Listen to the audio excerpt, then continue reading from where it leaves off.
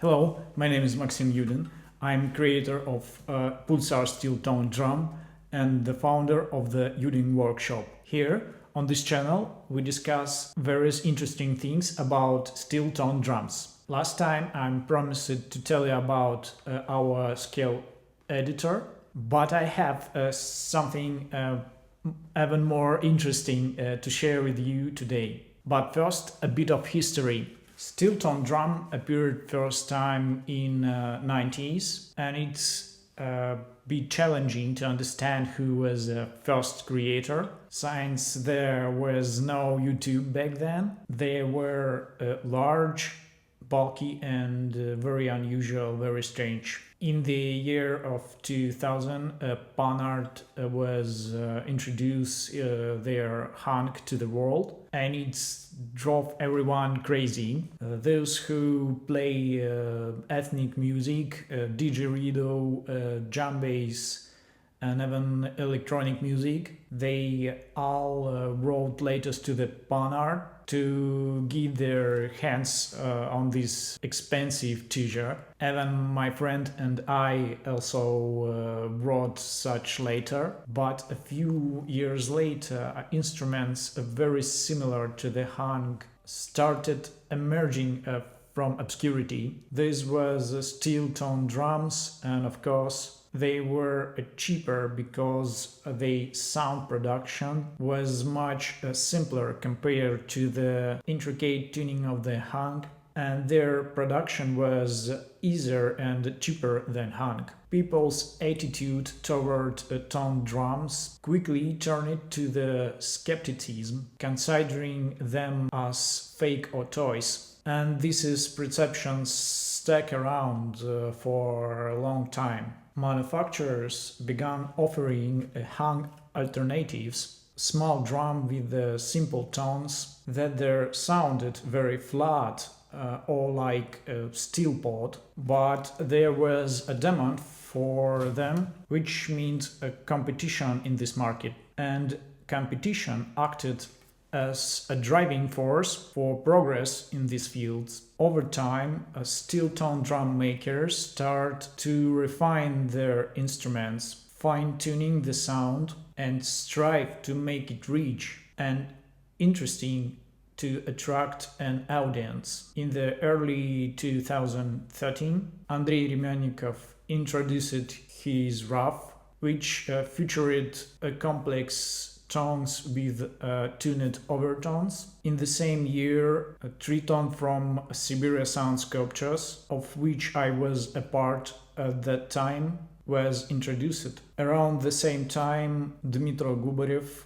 with his Guda appeared. All three of these instruments presented their unique sound generation technology and tuning of overtones, but it was RAF that became the driving force in the market. Andrei managed to change people's perceptions and prove that tone drums is not a toy or imitations, but a distinct part of the musical community and worth of respect. The manufacturing technology of tone drums became more complex to deliver something perfect to people, and the price accordingly increased. And also the number of handpan makers increased, and the competition is grow, which leading to low prices on the handpans. And nowadays a tone drum can cost nearly $1,000 US, but for the same amount you can buy an entry-level handpan, and a handpan is always large, with a diameter about 55 centimeters and weight about 4.5 kilograms. A typical tone drum has a diameter of about 52 centimeters and weighs about 5.5 kilograms. Now imagine people carrying their beloved handpan up a mountain or to a picnic. It is always very heavy and inconvenient. Yes, there are small tone drums, but their sound was always simple and flat. Until today. So I often receive questions about a small instrument that would have a original pulsar sound but be lightweight and compact for easy carrying. Replicating the same sound characteristics in a small size proved to be a challenging task because of physics. I had to search for suitable material and create new hydroforming machine, which was a more complex adventure, and finally find the limits of the material. This is the miniature pulsar.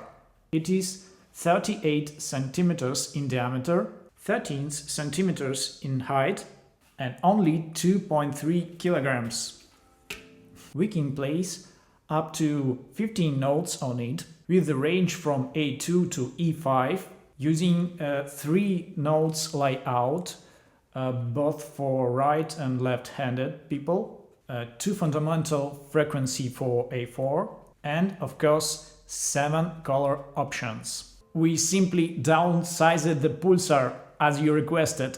It absolutely comfortably rests on your lap, fit in backpack, and you just want to take it with you and go.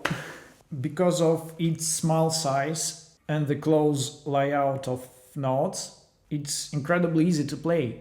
You don't need to make a long hand movement. You play just with your wrist and fingers.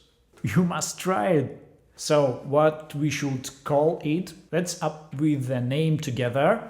Leave the comments with the name you think is ideal, along with your impression about this instrument, and in the next video we will choose an official name for it. Thank you very much for watching and support. Subscribe, like, and until next time, thank you.